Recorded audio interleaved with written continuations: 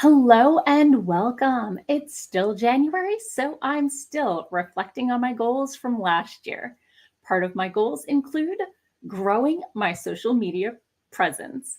So while this isn't really writer related, it is writer platform related, and I want to be fully transparent. I know I like to see how other people do it, and I like stats and tracking progress, so probably more for me than you. Here are my numbers from 2022.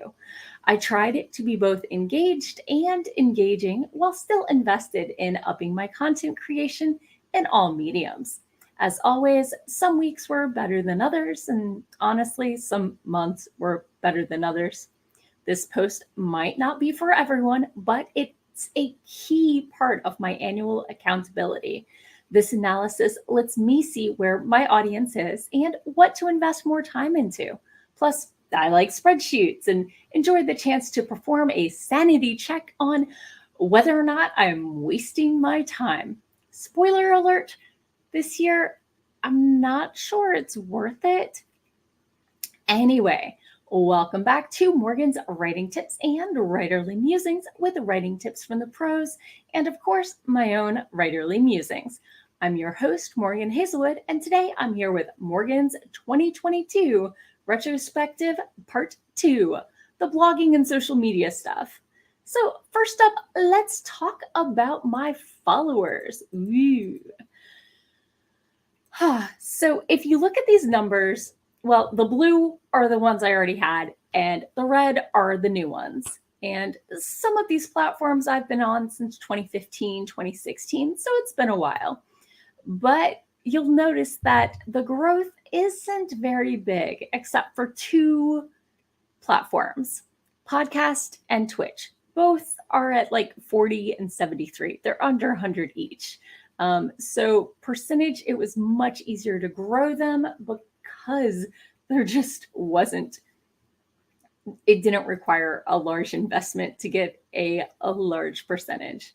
But between all of my social media accounts, I did add 961 followers, which isn't too shabby. Not even close to my fastest growing year, but mostly due to me backing off the push to grow on Twitter as it started to implode. But that didn't keep Twitter from still being my largest growth sector with 436 new followers. Percentage wise, I had 38% growth on Twitch and 37% growth for my podcast, both the newest platforms I'm on. So while the increase numbers weren't large, they made a huge difference. I've been working on engagement. Let's see if I can keep it up. Next up, content. So you'll notice percentages were a little more solid on this. Almost over a quarter in LinkedIn, and my podcast came out this year. So definitely some significant content creation was going on. Between my weekly roundups, which I did every week this year, even if they were late, and the December flood of author spotlights, I surpassed my 3 posts a week target, and my podcast grew steadily.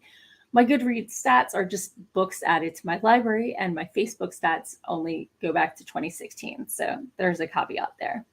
I surpassed my goal of posting to Instagram twice a week with an average of just over 3 times, about on par with last year.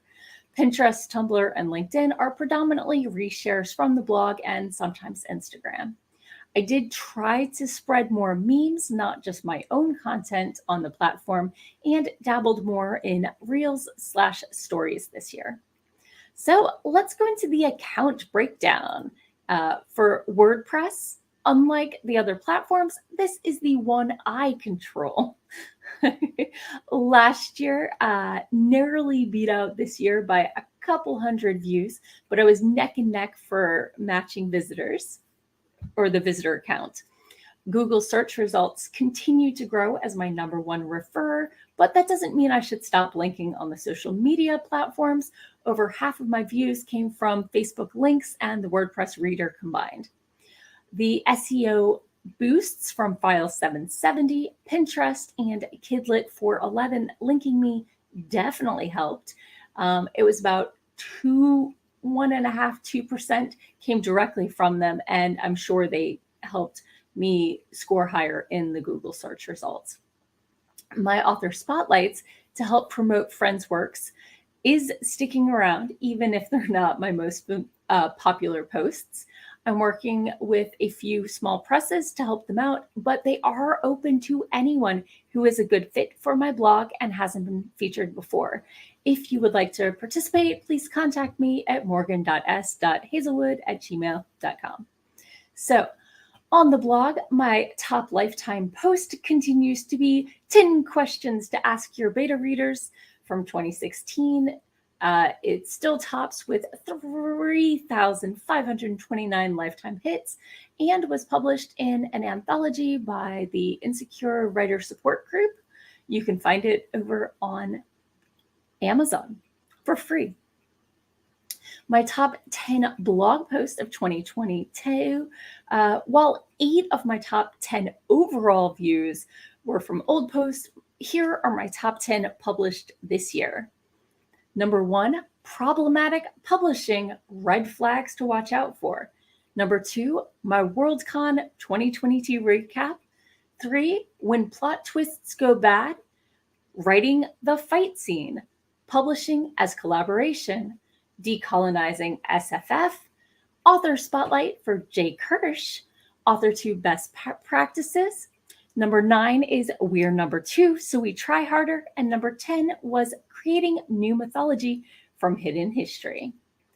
Over on YouTube, while I did experience a slight dip from last year, I did get over 8,000 views, added 78 followers, and had over 800 hours of watch time.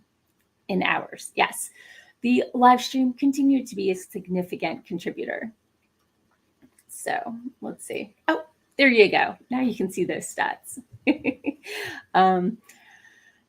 As my content library grows, it's good to know that the older content is still being watched, but here are the top 5 posts I published this year on writing and the writing industry.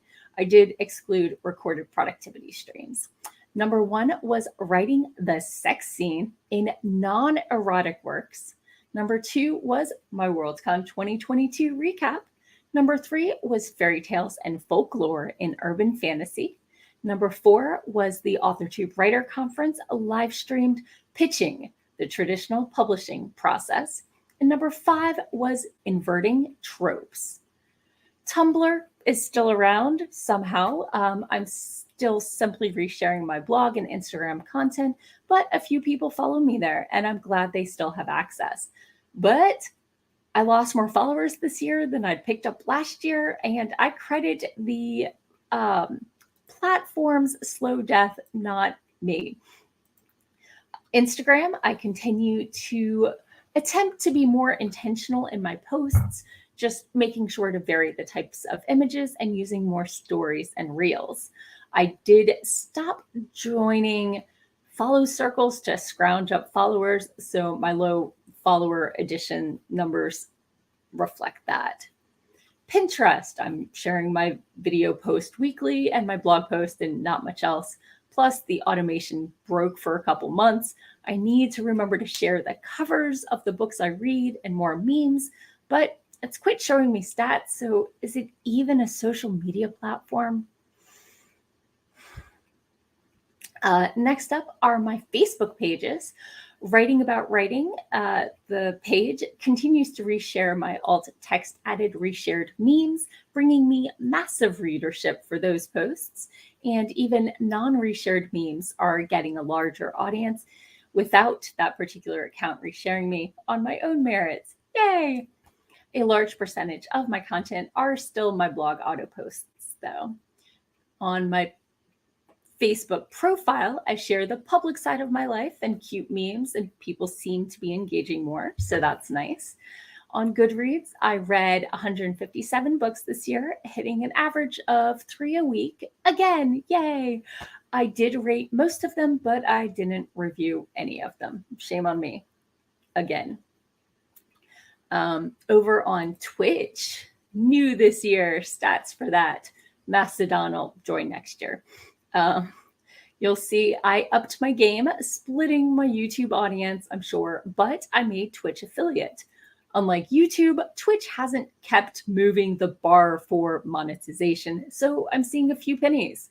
Well, after that 21-cent grows to $100, I'll see the money, but it's still pennies, which I didn't have before. Growth does seem to be about on par with my early days of YouTube, so I'm unsure which I should really kind of point people at more. Another platform I'm still on is Reddit. Remember that? I did apparently for a couple months this year, and then cons, COVID, NaNoWriMo, etc. happened. I think I got like 3 points of karma this year. I'm sitting pretty at 157. Yeah. And I am still on Discord as Morgan Hazelwood, hashtag 1975. I quit a few Discord servers and joined a few for different writing groups and cons. I'm still moderating one, and I struggle to keep up with them. So, in conclusion, I've definitely kept up my content creation, sometimes to my own detriment. The return on investment with more views has about flatlined on all of my platforms, but I don't think it's the quality of my content as much as about having maximized my personal reach. There is some thought that my social media reach, converting views into clicks, might translate into my return if I self-published, and I remain unconvinced that I have what it takes. Then again, my writing might speak for itself, and fear is the only thing holding me back. Well, fear and a dream of that traditional publishing, external validation. All things considered, I'm glad I reached out to get an ADHD diagnosis and am working with a therapist and a doctor to try and get my executive dysfunction less dysfunctional. I'm not sure if that means more consistent content or better focus on my writing, but all I can do is pick a direction and see where my focus takes me. Let me know, do you find social media to be a total waste of time? If not, what is your favorite platform and what's your favorite type of content? Let me know in the comments below. As always, thanks for watching and tune in again next week for more writing tips and writerly musings. Bye-bye.